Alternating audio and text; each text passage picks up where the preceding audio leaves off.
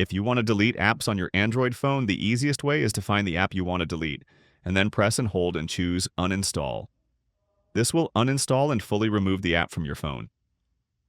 Some pre-installed system apps might be missing the option for uninstall and give you the option to disable the app instead. Disabling an app hides it from the app drawer, prevents it from running, and stops updates for that app. But technically, the app still remains on your phone. Honestly, I'm not a fan of this, and I think there should be a way to delete anything, including preloaded apps, but at the moment, that's how it works on Samsung phones.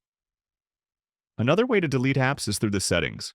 You can go to Settings, Apps, and uninstall apps through there.